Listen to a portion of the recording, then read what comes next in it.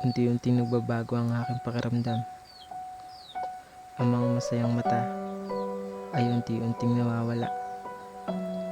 Nakakapagtaka. Ang luha sa aking mga mata ay punong-puno ng kalungkutan.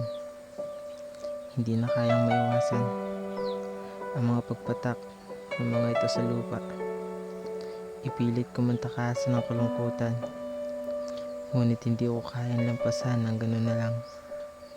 Gusto kong maging matatag, ngunit ang aking mga kamay ay sa lupa'y nakalapag.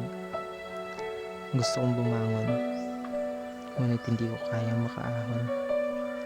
Nalulunod na ako sa mga luha, ngunit unti-unting nagkakaroon muli ng saya. Nauubos na ang mga luha. Lumiliwanag na muli ang madilim na silid. Aking napagtanto na ang mundo nababalutan ng kung ano-ano. Ang mga luha ay isang medisina.